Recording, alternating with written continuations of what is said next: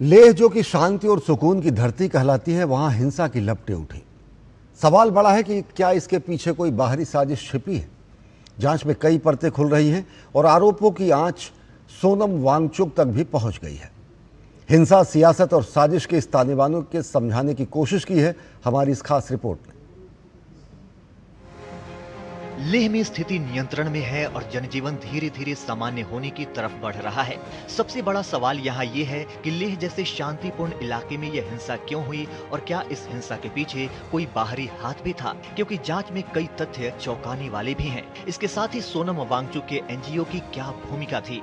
हालांकि गृह मंत्रालय ने FCRA अधिनियम का उल्लंघन करने के लिए students educational and cultural movement of Ladakh के संस्थापक सोनम वांगचुक का FCRA पंजीकरण प्रमाण पत्र रद्द कर दिया है।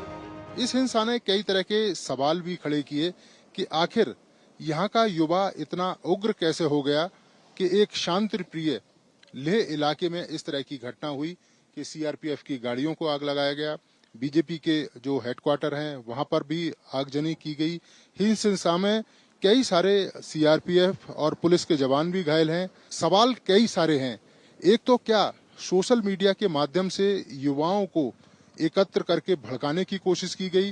भारत में लोकतंत्र की जड़ें काफी गहरी हैं, लेकिन ये भी देखने को आया है कि जो बाहरी शक्तियां हैं, देश से बाहर जो शक्तियां एक्टिव हैं, वो लोकतंत्र की इन गहरी जड़ों में धीरे धीरे मट्ठा डालने का काम कर रही हैं। इसके साथ साथ ही नेपाल और डोडा कनेक्शन इस हिंसा के पीछे सामने आया है, क्योंकि कई सारे लोगों को हिरासत में लिया गया है। जांच अभी भी लगातार चल रही है और कई तरह के जो सवाल हैं वो भी खड़े हुए हैं। लेकिन हाँ, ये जरूर है, ये जांच मुकम्मल पहुंचनी चाहिए और ये पता जरूर लगना चाहिए कि आखिर इस हिंसा के जो तार हैं, क्या वो विदेशी शक्तियों तक हैं, क्या विदेशी शक्तियां भारत के लोकतंत्र को कमजोर करने में लगी हैं। जांच अभी भी चालू है।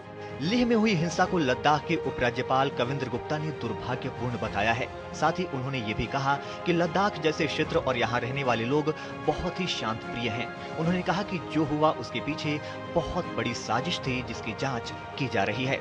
लद्दाख में जो हुआ बड़ा अनफॉर्चुनेट है। इस मॉब के पीछे बहुत बड़ी साजिश थी, जो बहुत से लोग बाहर से भी थे, जो हमारे ध्यान में चीजें आई है।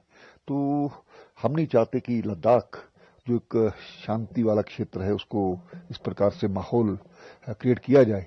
कुछ लोगों ने CRPF और पुलिस की गाड़ियों को जलाने का जो प्रयास किया है, उसमें अभी हमारे पुलिस के जवान भी बैठे थे। तो ये सिर्फ आत्मरक्षा के लिए सब कुछ किया गया।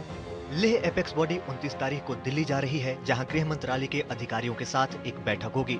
लद्दाख के लोगों की मांगों को लेकर ये बैठक 6 अक्टूबर को प्रस्तावित हुई पावर कमेटी की बैठक से पहले होगी। लेह एपेक्स बॉडी का कहना है कि इस बैठक में उनकी तरफ से 7 लोग शामिल होंगे, जिसमें कारगिल डेमोक्रेटिक अलायंस के 3 और लेह एपेक्स बॉडी की 3 और 1 MP शामिल होंगे। गौरतलब है कि 24 सितंबर की झड़प में 4 लोगों की मौत और 90 लोग घायल हुए थे। आरोप है कि वांगचुक के भड़काऊ भाषण से भीड़ ने बीजेपी ऑफिस और सरकारी संपत्ति पर हमला किया। हिंसा के बाद एहतियातन कर्फ्यू लगाया गया और स्कूल कॉलेज 2 दिन के लिए बंद कर दिए गए। इलाके में इंटरनेट सेवा को भी तुरंत प्रभाव से बंद कर दिया गया है। ब्यूरो इनपुट के साथ नीरज सिंह की रिपोर्ट, DD न्यूज।